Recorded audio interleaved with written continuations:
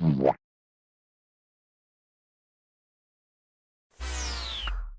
the winter of 2023, I watched Steven Universe, the movie, and Future for the first time, and I loved it. This has quickly become my favorite TV show ever.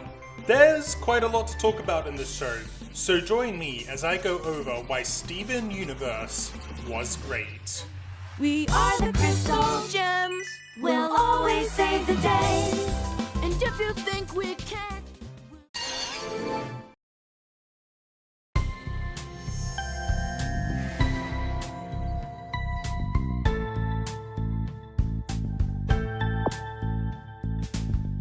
I've now reviewed all 5 seasons of Steven Universe, Steven Universe the movie, and Steven Universe Future, but I still have more to review from this franchise. Today, I'll be diving into the world of video games. Specifically, I'll be taking a look at the RPG trilogy of Steven Universe Attack the Light, Steven Universe Save the Light, and Steven Universe Unleash the Light, developed by Grumpy Face Studios. Now, I'm gonna be honest, I'm not that big of a fan of RPGs. I don't really know why. I think they just really aren't for me that much. Although I do find that I do enjoy them when they're surrounding a franchise I'm already pretty familiar with, like Steven Universe. Or for now. So I actually quite enjoy these games a lot, especially Unleash the Light. But we've got 2 other games to talk about before we get to that. I should also mention that this video is going to be a bit more sort of laid back than the previous videos, and it's going to be sort of half review and half sort of recapping my playthrough, random things that happened specifically to me. With all that out of the way, let's begin.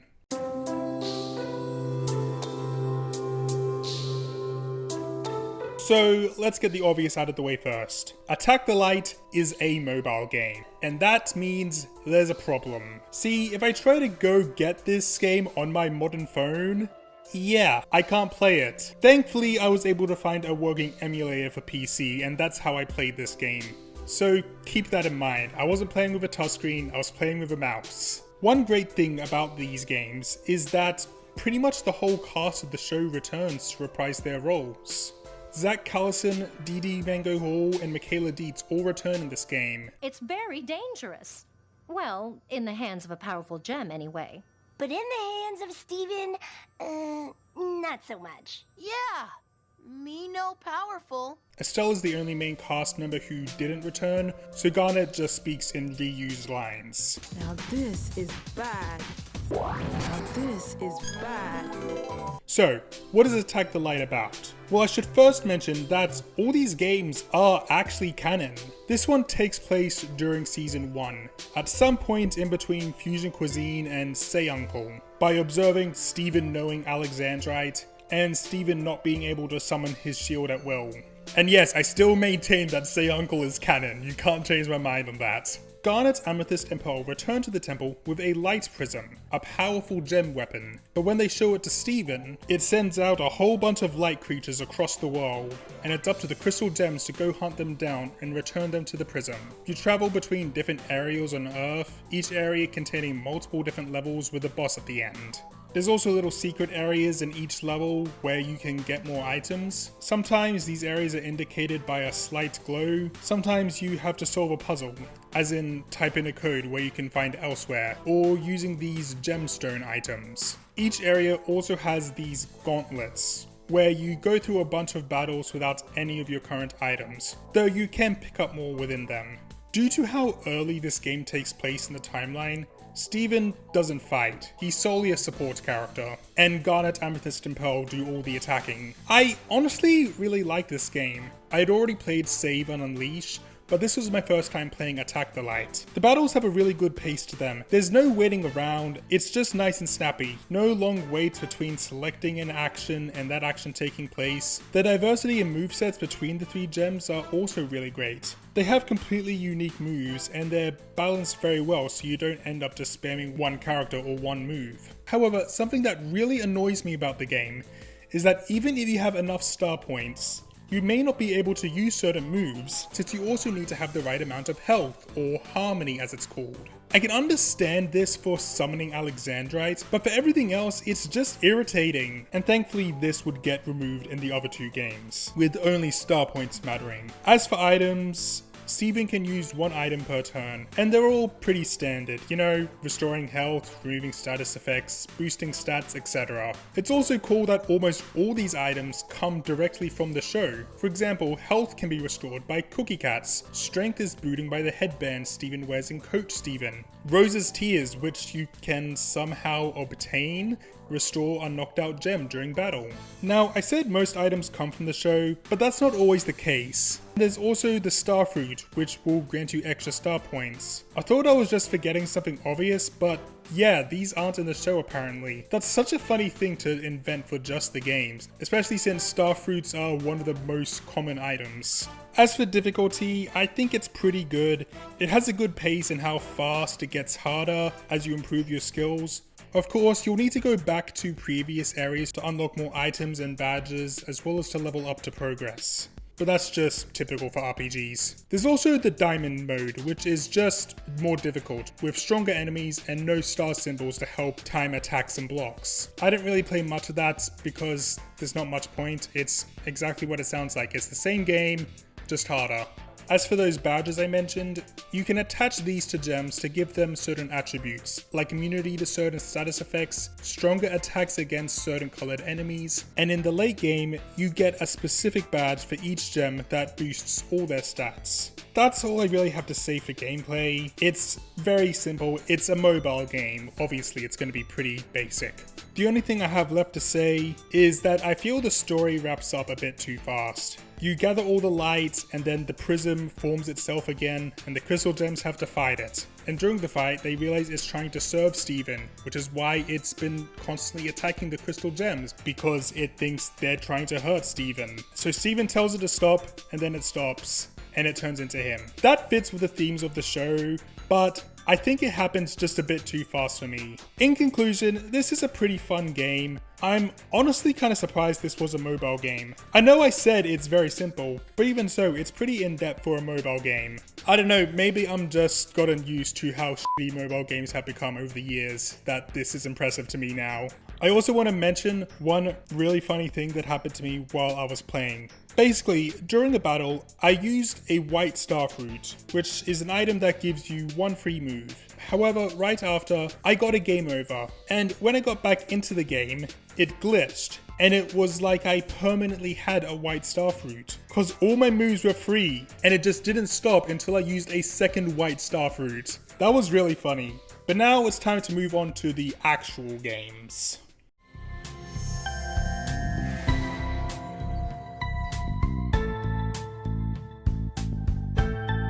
I own 3 copies of this game. Why? Well, I originally bought it on Steam, and that's how I originally played it. But if you know anything about me, you know I love me some physical media, and I saw that EB Games was selling it for the Nintendo Switch at a pretty good price. Only issue, they couldn't ship it, and there were no locations near me that had it. Except, I went on a holiday to Tasmania with my family back in January, and when I checked the EB Games website, there was one available at the final destination of our trip in Hobart. So I picked that up so I could have this game on physical media. However, I only have a Nintendo Switch Lite, so I couldn't play this on my TV. So then I decided I needed to buy it a 3rd time, and this time for PlayStation. Thankfully, this time at my local EB Games did have the PS4 version of the game, so I didn't need to travel 3 states away to get it. And that PS4 version is what I played for this video, except it was on my PS5. Also, can I just briefly talk about the physical release of this game? It comes in a double pack with OKKO Let's Play Heroes. I love both of these games. They're both really good, but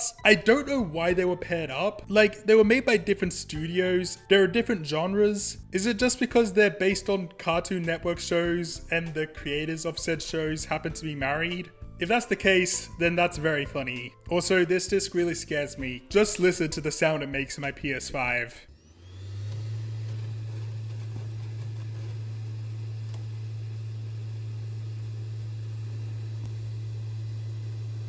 Alright, enough rambling, let's actually talk about this game. Taking place way later during the events of Season 4, sometime between the episodes The New Crystal Gems and Dugout. Since Greg's car wash has the new sign from Lapis, Connie and Peridot, and Onion hasn't been captured by Aquamarine and Topaz yet. Okay, so right away, that's a pretty big jump in time, and I think there should have been some sort of explanation for what Light Steven was doing all this time. I know I'm nitpicking here, but I think we should have just gotten some explanation for why he just wasn't there. But being more positive, I really appreciate the recap of Attack the Light, making this very accessible. Hell, when I first played this game, I didn't know about Attack the Light, and this felt very natural. Part of that is probably due to how simple Attack the Light story is. Speaking of which, being a proper game, this has a much more in-depth story that even ties into parts of the show. Back in Monster Reunion, Neferai draws her past to Steven, including her old commander. That commander being Hessonite, who was the main antagonist of this game. I love her, and a big reason is down to Christine Baranski's performance. She does a great job making her sound proud, intelligent, and threatening all at once. Ah, the Earth. Did you miss me? Now let's see, where is... Up! There you are. Speaking on voice acting, we actually get a lot more this time. Pretty much the entire cast is here, though none of the random citizens of Beat City are voiced unfortunately.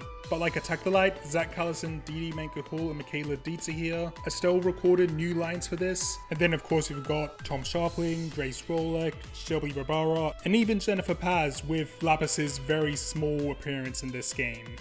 So let's get into the actual plot of this. A new homeworld gem called Hessonite arrives on Earth. Turns out she was the original owner of that light prism. She's very upset that the prism wants to think for itself now and forcibly takes it, and now there's light construct prism creatures all over the place. And it's up to the crystal gems to stop them and find out what Hessonite's plan is. I also think it's really sad that one of the first things that happens in this game is Hessonite completely destroying the car wash right after Connie, Lapis, and Peridot fixed it all up with a brand new sign. It just got completely wrecked immediately. That's just so sad and also very, very funny.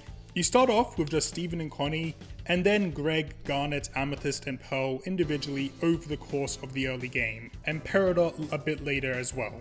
The world of the game is far better. You can now move around freely, and the worlds are much more immersive.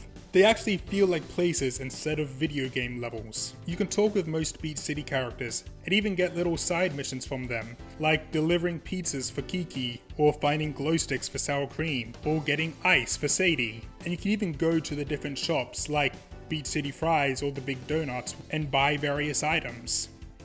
And once you leave Beat City, Onion will randomly appear to sell you things, which implies that he knows how to use the warp pads on his own, which is, you know, it's a little bit concerning that Onion can use the warp system, but I'm just gonna let it slide. Characters now have abilities that can be used outside of a battle to access different areas and secrets. You can switch between each character you're controlling, and they can be used to attack random enemies wandering about, which is one of the ways to start a battle, the other way being the enemy attacking you. Unfortunately, this is where I get to my biggest issue of the game. Instead of being turn-based, now everything's on a timer. You have to wait for these timers to run out, and for the star points to refill, or to use items. Something else I find annoying is that you can't move around the battlefield, which wasn't really an issue in Attack the Light, but now the position of characters really matter. For example, an enemy could have a shield, but you can avoid that by attacking them from the back. The timer thing is really annoying because it will often end up with just long periods of time where nothing is happening. But other than those two little things, the battles are still really fun. Despite not being able to properly move your position, I love the way the environments affect battle, being able to knock characters off the field, sometimes resulting in certain status effects being inflicted. Speaking of which, those now carry across after battle, and you can even get them by just wandering around, which, okay, yeah, that also does get pretty annoying, especially when you're in the Great North, because it's super slippery on that ice, which makes it very easy to get frozen. And if Steven gets hit with this status effect, the star point timer slows down even more, which, oh, come on man! That's not immersive, that's just irritating. Thankfully, a lot of these issues can be avoided with items, which are much easier to get, whether it be from battles, chests, or onion shops. Also, I forgot to mention, chests, that's a thing. They were in Attack the Light too, but I forgot to talk about them because I'm stupid. And while we're in the Great North, this is where we meet one of my favorite new characters in these games, Squaredot. Yeah, it should be pretty obvious why I love her. She's basically just Season 1 and 2 Peridot, but even angrier. Open your mind! Unhook from their machines! You don't have to do everything your superiors say! You don't have to do any of it! But that's treason! You misguided Pebble! Pebble? Ah, well, do you know what you are? Oh, okay, you two. Maybe we should break it up and... You're a shallow strata, Zeta Kindergarten Claude! Claude. Me. A Claude. You're the Claude. Claude!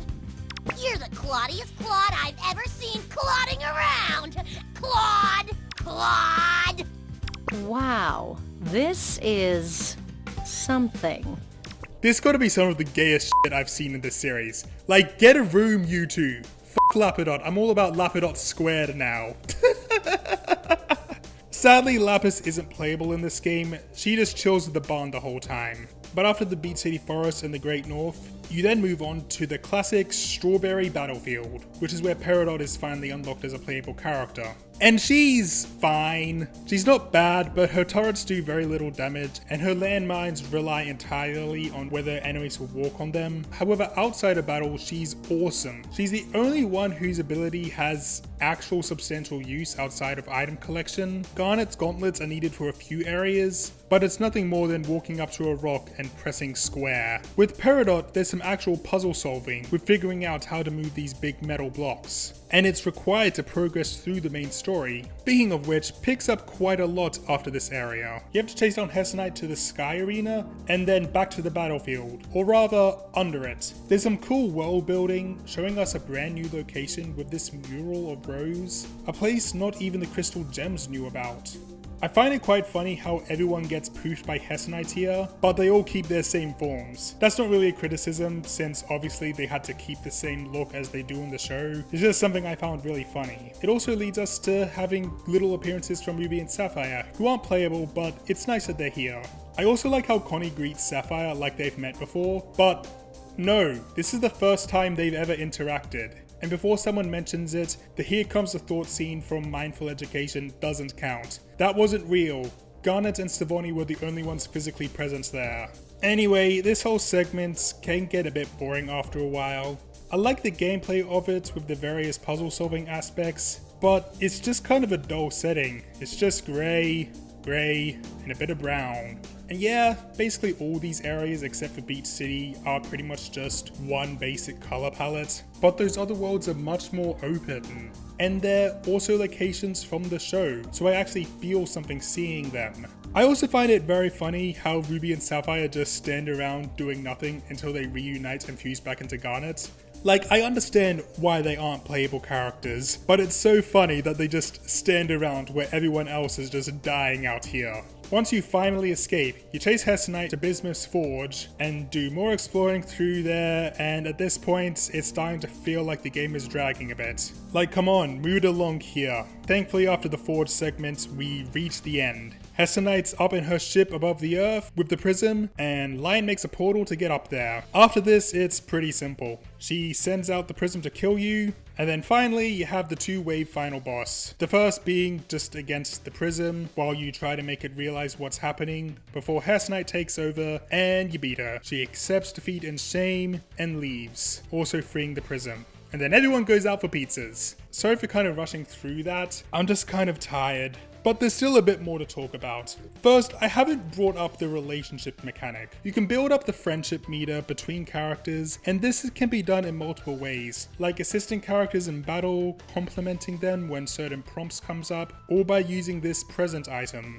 Once a relationship bar is filled, you can activate different abilities depending on the characters. There's things like Garnet launching Steven into the air, where he lands a bunch of aerial attacks with a spiked bubble, Connie and Pearl unleashing a super fast combo, but most importantly, you have all the Crystal Gem fusions in the show up to that point, minus Alexandrite. And for some reason, none of them are voiced. They're just completely silent, and it's really weird. I don't get why. I understand why you wouldn't want to pay Nicki Minaj to do new Sugalite lines, but couldn't they have just hired an impressionist or reused lines like they did in Know Your Fusion? It's just really annoying because everyone else's voice but the fusions, Garnet excluded of course, are just completely silent. Something else I don't like is the post-game. I don't mind searching for all the secrets and doing all the little Beach City side quests, but some of the hidden things are really stupid. Like, how am I supposed to know that I need to jump on top of the big donut and do a roll through the donut hole to get 100% in Beach City? And something else I really don't like is the weapon upgrades. Now,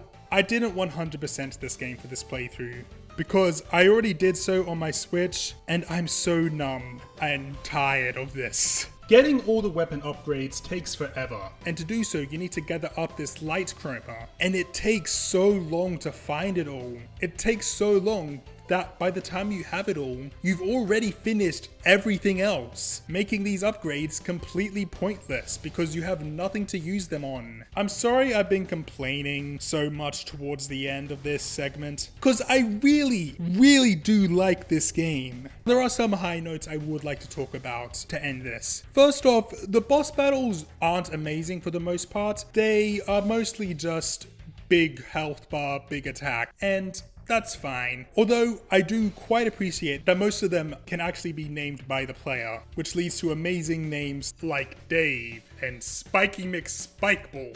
But the best boss battle in the game is definitely Squirtle. I love how there's a lot more gameplay to it than just using your moves. Like, Squirtle will try to blow you into the water and you have to fight back against that wind resistance.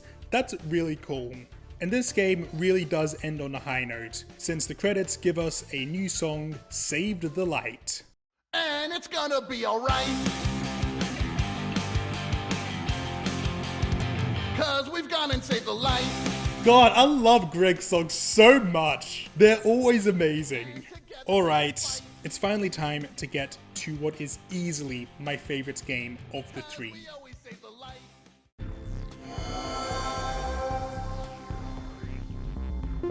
Alright, now we're talking. Maybe I'm just stupid, but this is unironically up there as one of my favorite video games ever, alongside Celeste, Mario Kart 8, and of course, Minecraft. I seriously love it, so let's dig in. Taking place at some point between the main show and the movie, everything seems good to go for a great Era 3 of Gem Society. Gem planets are gaining independence, weapons are being decommissioned, everything's great, and Steven is working with the other Pearls to make Era 3 perfect. However, well, yes, most of the big powerful gem weapons have been decommissioned. 2 remain. There's 2 more prisms besides the one we followed in the last 2 games. They're being held by the gems Pyrope and Demantoid, the new antagonists for this game. So the crystal gems head out to get the prisms back. Now, once the actual gameplay starts, you'll notice that this one plays a lot more like Attack the Light rather than Save the Light. It's back to the grid-based levels. That may be a bad thing for some people, but I don't really mind, especially since we return to Attack the Light's far superior turn-based battle system. And man, I just forgot how fun this game is. I don't know, it's something about the speed of the battles and the music and the sound effects, it just makes me feel so good. A new feature added in this game is that we finally have the ability to move characters around the battlefield. This comes in handy as the game is pretty well designed around it. Characters that are in front of the group will get attacked more than ones at the back, and certain moves can become more effective in certain positions depending on how the enemies are placed. I also really like the enemies in this game. They feel much more varied than the ones in the previous games, both in terms of design and their moves. And they're much more fun to battle, not just because of their unique moves, but because they actually work together, like there's actual teamwork between the enemies. They'll heal each other, give each other shields, that sort of stuff. This time, the enemies are created from the 2 prisms being controlled by Pyrope and Demantoid. And as for the prism from the last 2 games, well, he's back. Since the events of Save the Light, he's chosen a new form and a new name. George, and he's here to help out on the adventure. This is the first time he actually gets to just be himself, and he's just adorable. I love this little dude. All his little faces are just so precious. And just listen to his voice, he's so adorable.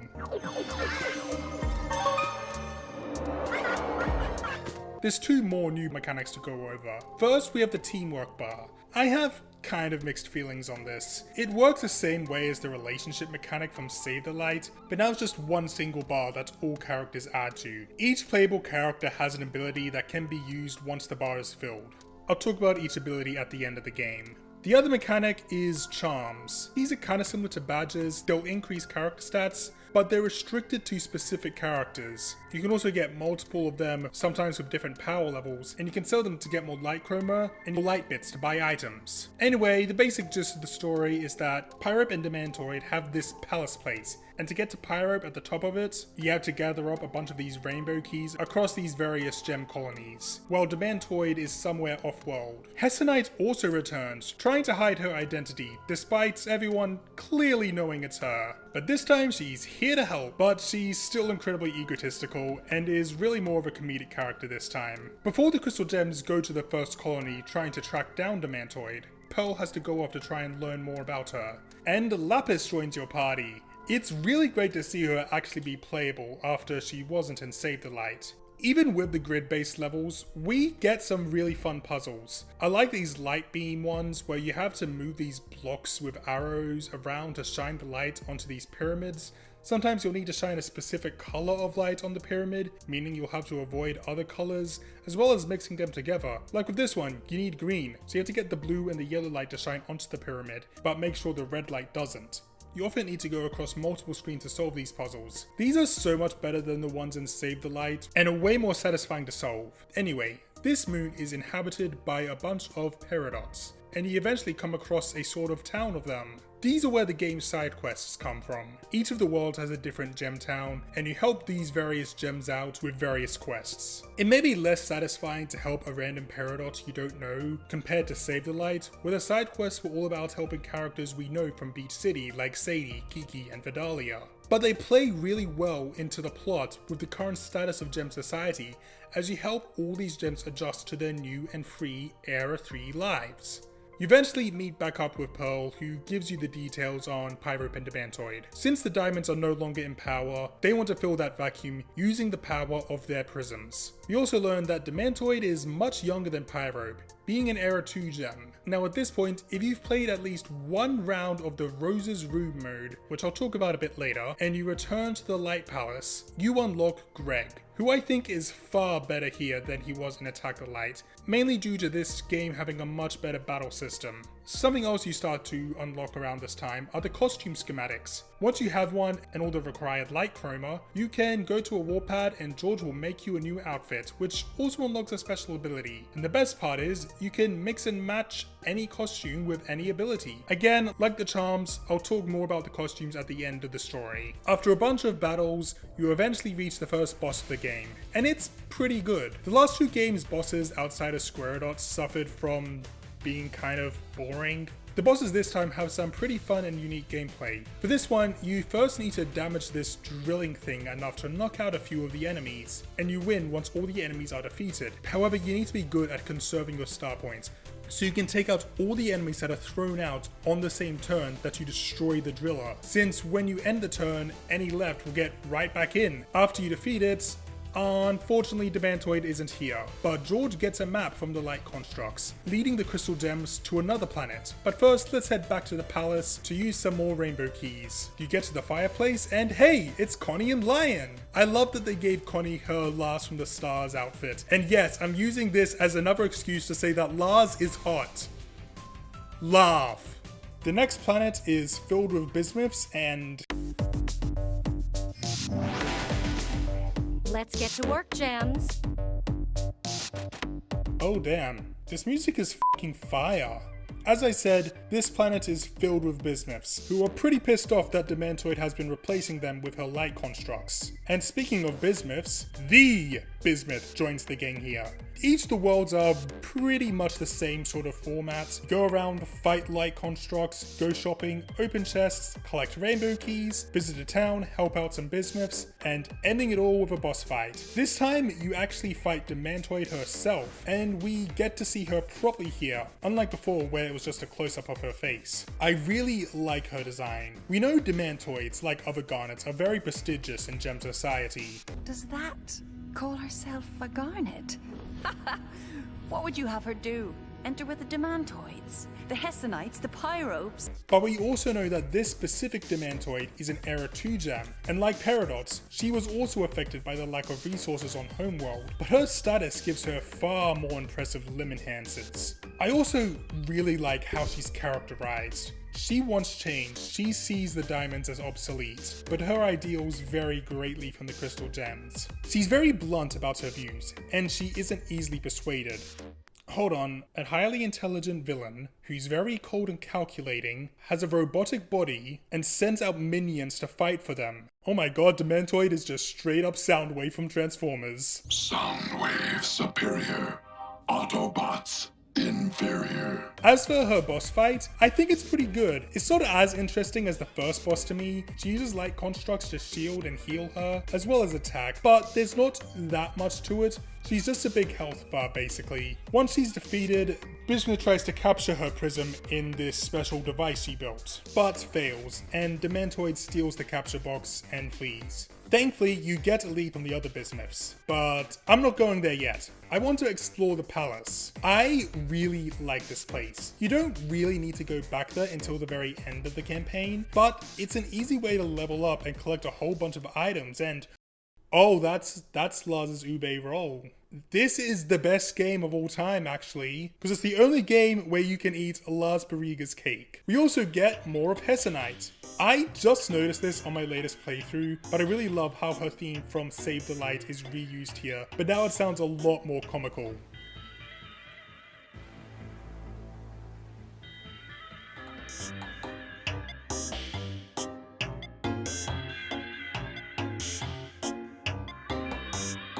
I already talked about Demantoid, but Pyrope is also really cool.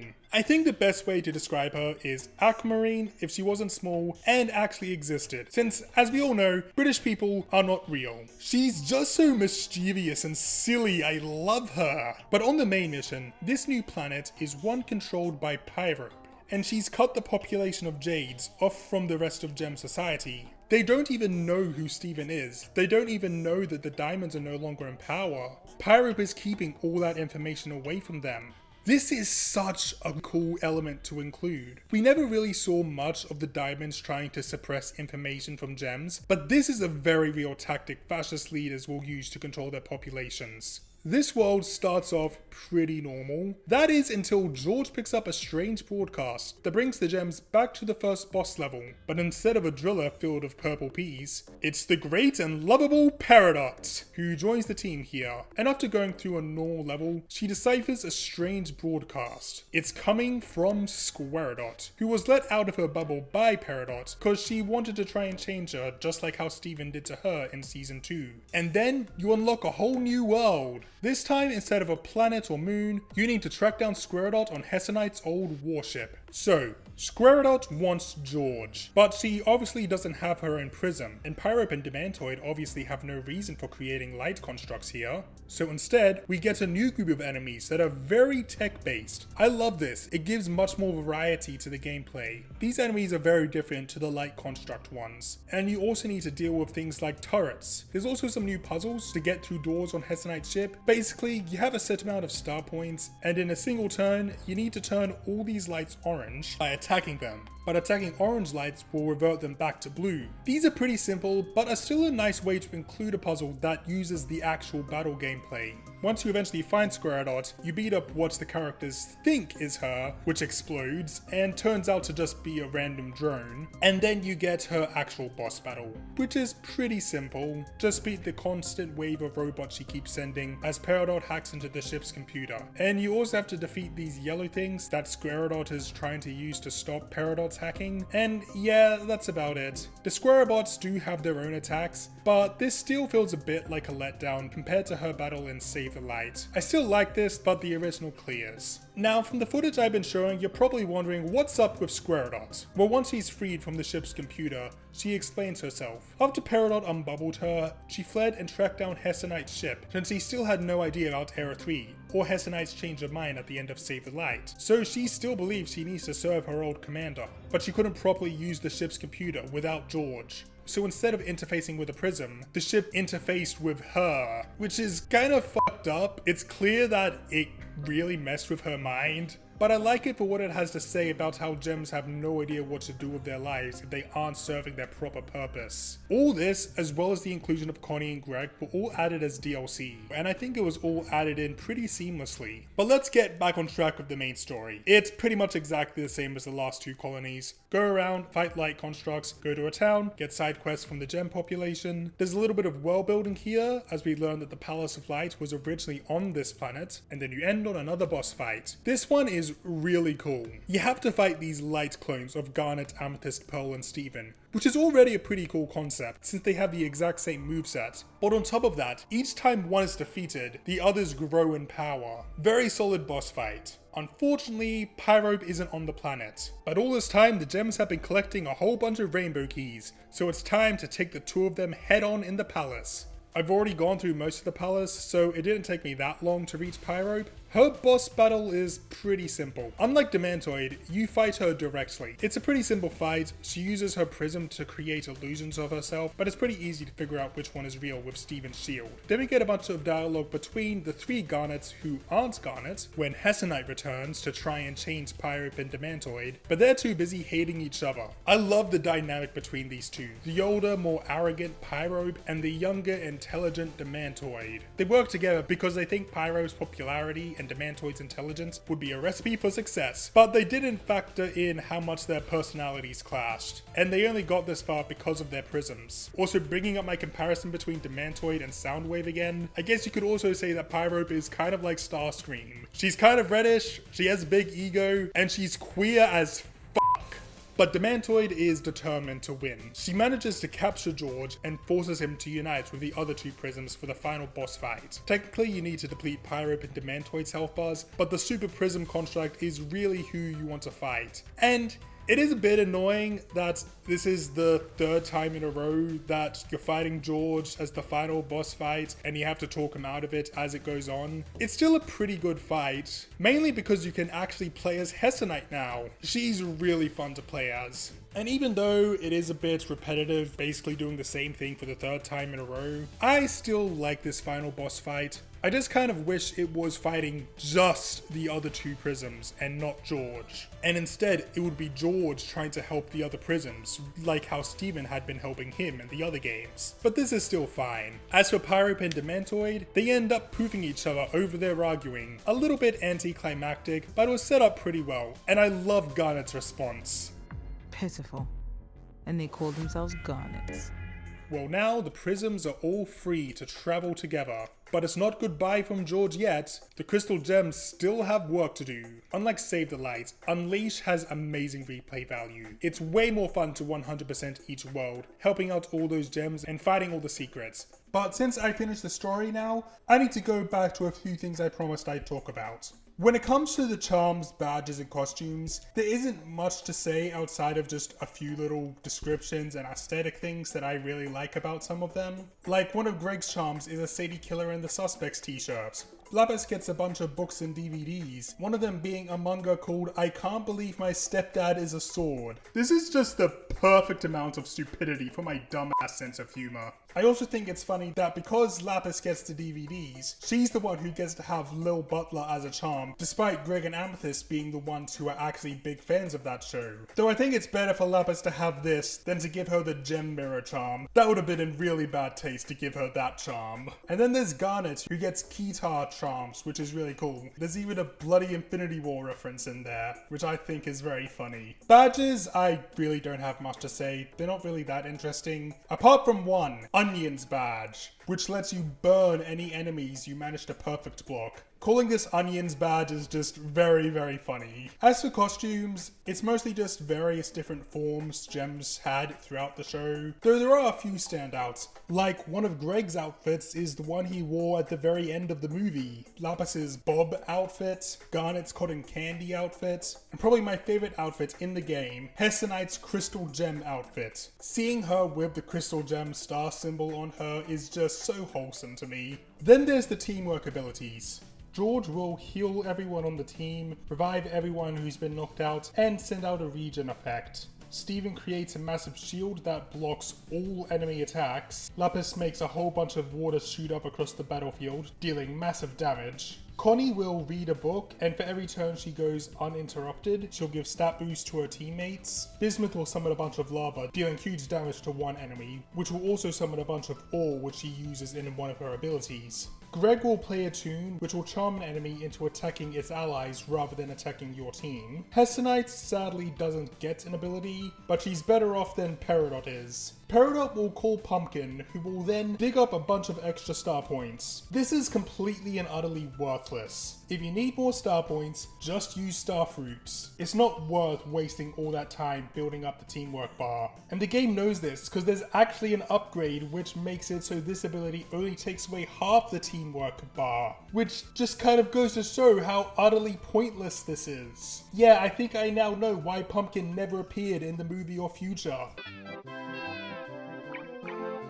The Rose's Room mode has its own exclusive ability that anyone can use, which will simply make a character's next attack extra powerful. And then finally, we have Garnet, Amethyst, and Pearl, whose abilities are just fusing with Steven to be Smoky Quartz, Rainbow Quartz 2.0, and Sunstone. I do enjoy playing as them, especially Sunstone and Rainbow Quartz, but once again, the fusions are completely mute, which is extremely irritating. And because of this being the new way to implement fusion into the gameplay, it means there's no appearance from Opal, Stevoni, Sardonyx, or Suglite. However, once you've beaten the main story and build up 2 teamwork bars, you can summon Obsidian, which is actually very cool and very fun.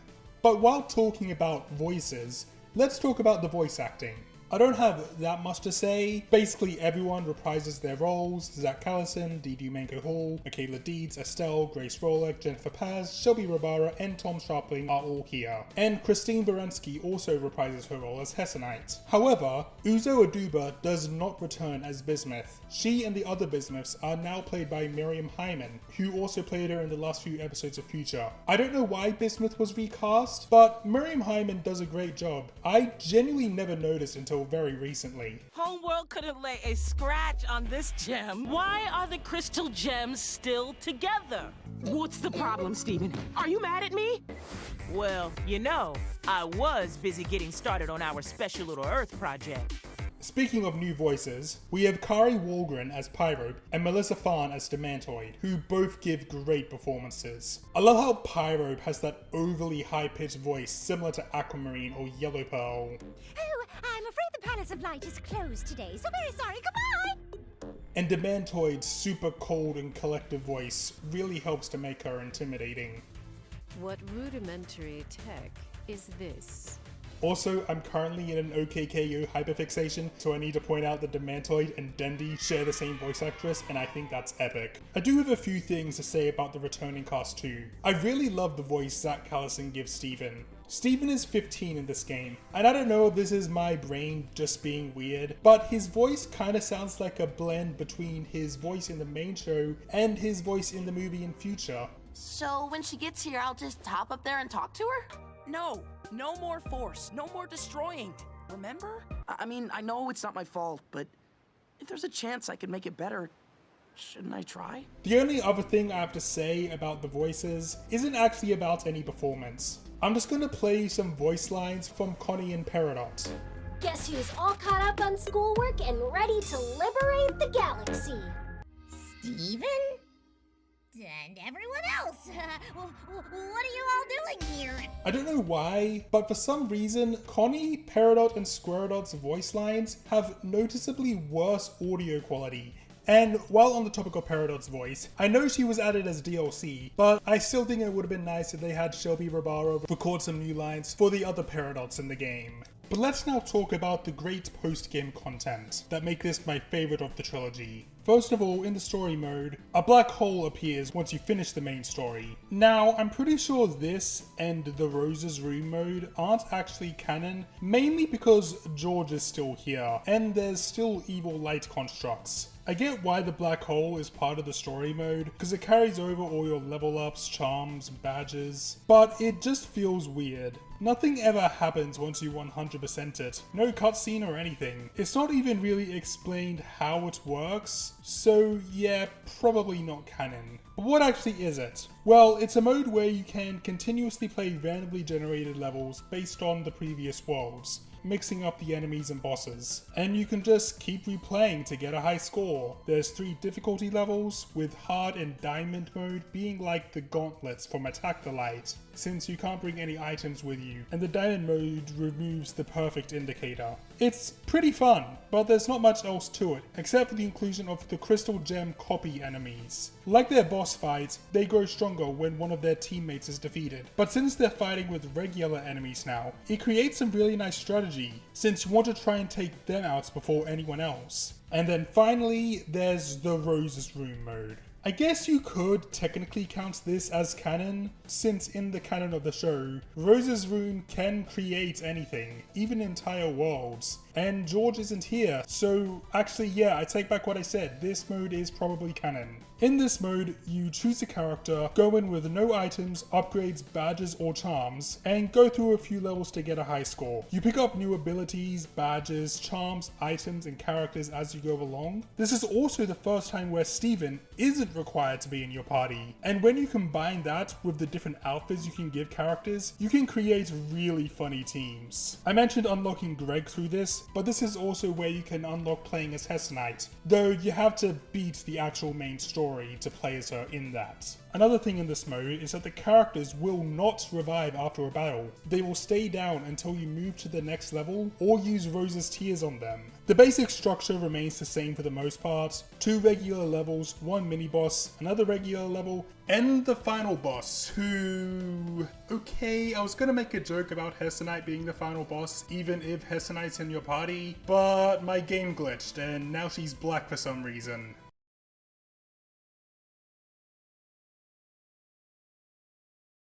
This is Black Hessonite. She is the most powerful Garnet, and she's also the one Emerald most likes to fight. Each time you end a run, either by beating the final boss or getting a game over, the character you started with gets an XP boost that increases their base stats, and you get a general level up meter that unlocks bonus things to make runs easier. I spent so much time in the Rose's Room mode, I'd probably played it more than the story mode until I just replayed the entire story mode for this video. It's just so fun to hop into, trying out different character combos, and it's just a great time. I have one final thing to say about Steven Universe Unleash the Light, and that's that Hessonite is... wow.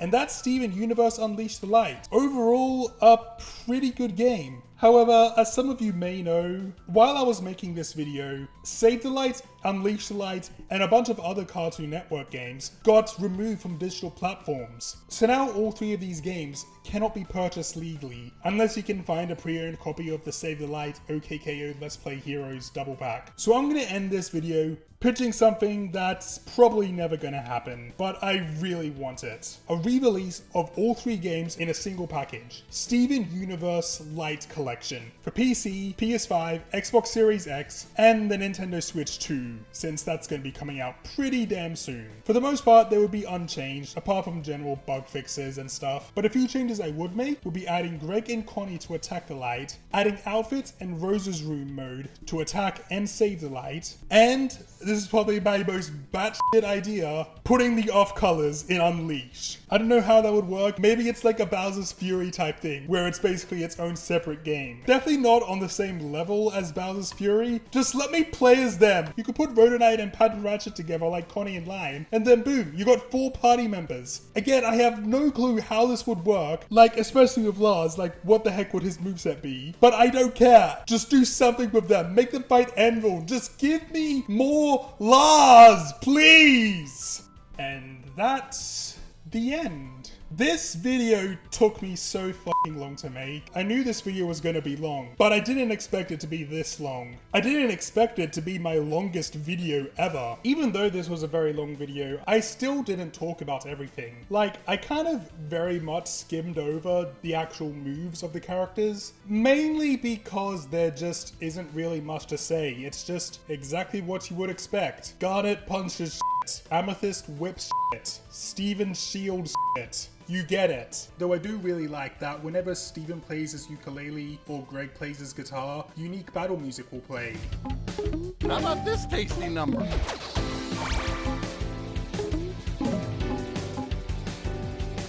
And you may be thinking, okay Edric, you've talked about the whole show, including the movie and future, and now you've talked about the video games. Surely you're done with this series. Hell no! I've still got quite a lot to talk about. I hope you enjoyed hearing me talk about these really phenomenal games. Get it? Or I guess, really pirated games would be more fitting now. But with all that said, my name's Dr. Lamington. Like and subscribe to make me smile, and I'll see you later. Bismuth building this giant statue of Rose is probably the gayest shit in this series.